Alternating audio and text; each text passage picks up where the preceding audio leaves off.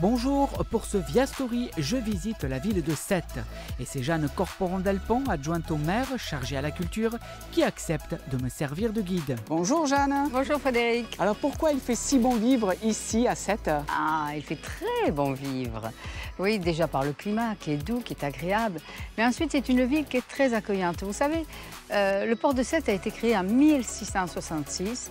Puis bien sûr la ville par la suite. Et la ville, elle n'a cessé de se développer avec l'apport constant de gens venus d'Italie, d'Espagne, des terres et puis également d'Algérie, la guerre d'Algérie. Donc on a tout ce foisonnement de culture qui nous a enrichis, qui a fait qu'on est j'allais dire un peuple, non, qu'on est une ville très accueillante, très tolérante et très tournée vers justement l'extérieur, vers le monde. Pourquoi on compare souvent Sète à Venise? Eh bien par ses canaux. Sète est traversée de canaux de partout. Donc c'est un peu la Venise languedocienne. Et c'est très agréable ces canaux. Vous savez combien il y a de ponts à Sète? Je vais dire une bêtise, je donne ma langue au chat direct. 21, vous n'imaginiez pas certainement, 21 ponts, dont 5 sont mobiles. Donc sans arrêt, dans la ville de Sète, il y a des bateaux qui passent, qui traversent dans un sens, dans l'autre. Et c'est la vie, ça. C'est comme le port que vous avez derrière vous. C'est la vie, le port de pêche, le port de commerce, le port de touristes, puisqu'on a également des traversées vers la Corse, vers les Baléares. Donc on a sans arrêt du va-et-vient, et c'est ce qui fait que c'est très, très, très vivant. Et à côté de nous, le phare de Sète? Non, vous faites erreur, Frédéric. Ce n'est pas un phare. Ce n'est pas un phare. Ça a tout d'un phare, mais c'est un feu de port qu'on appelle. Parce que pour être un phare, il faut une portée de 20 000 nautiques. Lui, il a à peu près 7 000 nautiques, c'est-à-dire 12 km à peu près en mer. Il peut se visiter? Mais bien sûr. Et puis moi, je propose qu'on monte les 126 marches. 126 marches? Oui. Mais vous voulez m'achever dès le matin? On y va? Allez, on y va, je vous Allez, suis. Je vais prendre mon courage, à demain. Oui. Et c'est vrai qu'au bout des 126 marches, le panorama en vaut bien l'effort. C'est toute une ville qui s'offre un spectacle sous l'œil de l'objectif de votre appareil photo.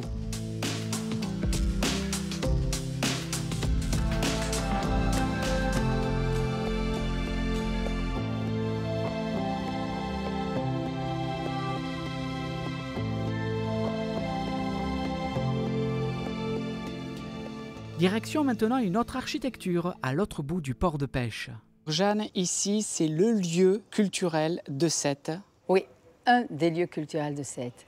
Mais c'est vrai, en pleine activité, évidemment.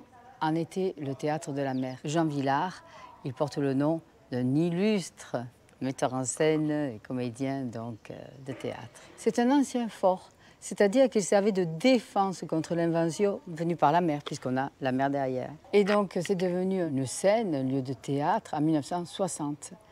Et depuis, c'est de la musique tous les soirs en été, juin, juillet, août.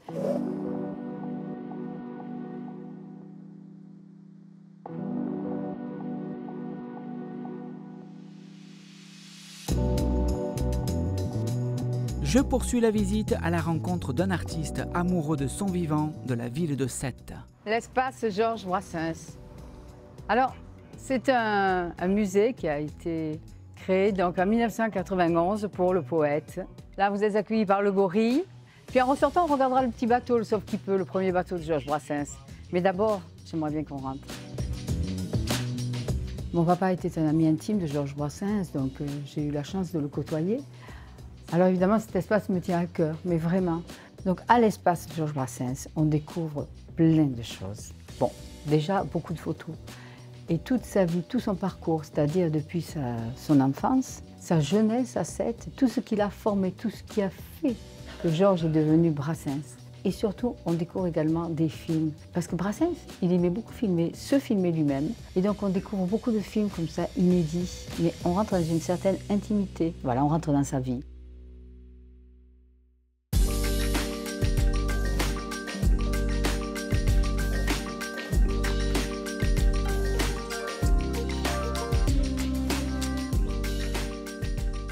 C'est bientôt l'heure de déjeuner et je demande à Jeanne à goûter une spécialité gourmande de Sète. Ah, alors, spécialité, vous savez, ici, on en a beaucoup. Mais moi, j'ai bien envie de vous faire goûter la tielle. La tielle, j'ignore ce que c'est, Jeanne. Ah ben, venez avec moi. Ok, toujours partant. Allez.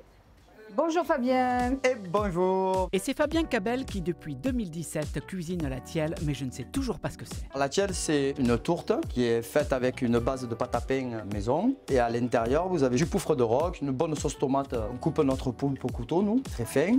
Ensuite, on le mélange avec notre sauce tomate, un peu de persillade. On le passe tout ça au poêlon, bim bam boum. Et voilà, quand c'est prêt, on monte nos petites tielles et les gens, après, ils s'éclatent. Allez-y, rentrez. Et ça, là, vous êtes privilégié quand même, parce qu'en général, on rentre pas dans ma cuisine. Là, vous avez le poufre qui est en train de cuire, vous voyez. Il sera prêt d'ici 2 heures, là. Une fois que tout est fait pour faire une tielle, ça prend 10 minutes, 5 minutes pour faire une petite tielle, même pas. Un conseil, le faire à la maison, ça ne donne pas la même chose. J'ai essayé.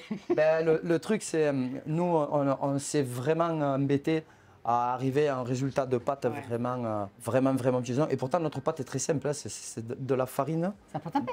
Oui, de la farine, de l'huile d'olive, un peu de levure boulangère, du sel. C'est un plat simple, la tielle, puisque c'est un plat à l'origine italien et c'est un plat simple. Il faut que ce soit vraiment le plus simple possible.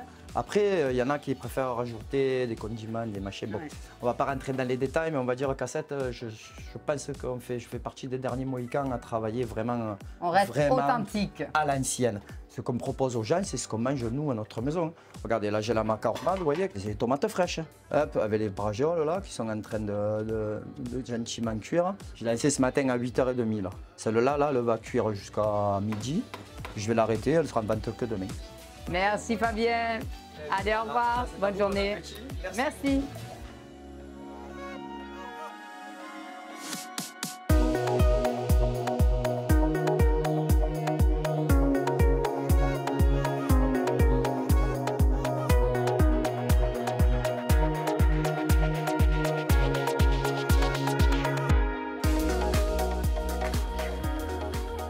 Jeanne, après m'avoir permis de découvrir la tielle de Sète, maintenant quel est le programme?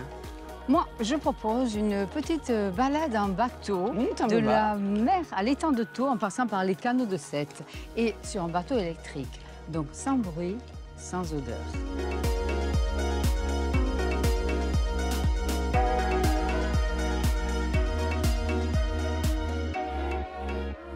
Jeanne, vous nous permettez aujourd'hui de découvrir Sète, mais d'une autre façon. Complètement, au fil de l'eau. C'est une balade au fil de l'eau. Alors profitez, Frédéric, c'est le moment zen de la journée. C'est le moment où on se laisse aller, on se laisse porter par l'eau et on regarde, on observe, on admire. On prend le plaisir des yeux. Qu'est-ce qu'on va pouvoir y découvrir tout au long de cette croisière? Le port de commerce, le port de pêche, les canaux de Sète, la pointe courte, quand on Agnès Varda, et on rentre sur l'étang de Thau. Et là, donc, c'est le chemin qu'empruntait Georges Brassens pour aller pêcher, plonger, s'amuser avec ses copains, avec son bateau sur l'étang de Thau. Et d'ailleurs, on voit également le dernier bateau de Georges Brassens, le Gis. On n'oublie pas la statue du jouteur? Ah non, la statue du jouteur. C'est très important pour nous, les joutes. C'est notre patrimoine, les joutes, surtout de la Saint-Louis, de la fête de la ville. On est une société, ça fait plus de 30 ans qu'on est implanté ici à Sète. Et au fur et à mesure des années, on a évolué. On a plusieurs bateaux, plusieurs prestations et plusieurs circuits. Ce qui est bien, c'est le contact, hein, bien sûr. Hein, c'est aussi connaître la ville, la faire découvrir aux gens. Bon, moi, à la base, je suis pêcheur, donc je connais pas mal. Et éventuellement, même moi, j'arrive à découvrir avec ce métier la ville de Sète. Après presque 1 heure de balade en bateau, j'achève mon tour d'horizon de Sète à la maison de la Zézette, où Jeanne me présente son créateur, Gaston Bentata. Bonjour. Que me vaut le plaisir de votre visite? Bien le plaisir de la gourmandise. Vous avez bien raison, vous êtes tombé à la bonne porte alors, je crois. Gaston, vous êtes le créateur de la Zézette de Sète. C'est exact. C'est quoi la Zézette et pourquoi lui donner ce nom? Ben, la Zézette de Sète, voilà, tout simplement, c'est ça.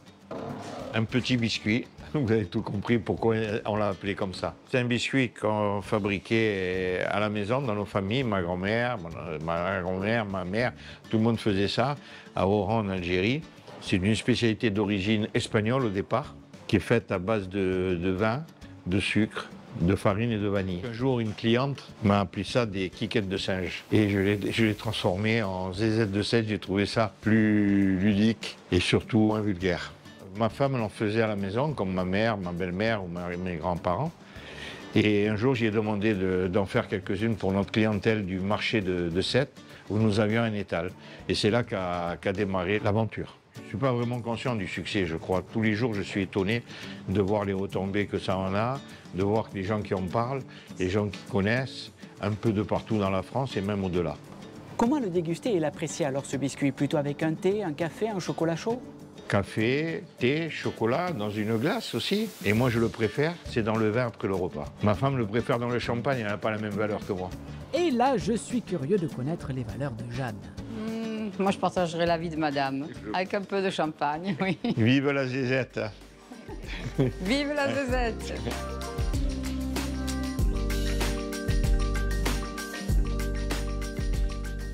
Jeanne, on arrive à la fin de ma visite ici à Sète. Il y a quelque chose qui m'a frappé, ce que j'ai retenu, c'est finalement que la commune de Sète est étroitement liée à la culture. Ah, plus qu'étroitement liée. La culture à Sète, c'est notre seconde nature. C'est vrai que le maire a misé sur la culture, en quelque sorte, en a fait un facteur de développement touristique, économique et rassembleur. Parce que la culture, ça fédère les gens. Et c'est très important de nos jours. Et il y a toujours l'âme de Georges Brassens qui veille sur la commune. Mais bien sûr, Georges Brassens, il veillera toujours sur sa commune. Plus de 40 ans après sa mort, il est toujours là. Où que vous soyez, il est là. Comment on fait pour connaître le programme touristique culturel de la ville de Sète? Il suffit d'aller sur le site de l'Office de tourisme de Sète, Archipel de Thau. Merci Jeanne de m'avoir permis de découvrir votre commune Sète. Avec grand plaisir. Vous revenez quand vous voulez. Merci beaucoup. C'est la fin de ce reportage. Merci de l'avoir suivi. Quant à moi, je vous retrouve prochainement pour de nouvelles découvertes. À très bientôt sur Via Occitanie. Au revoir.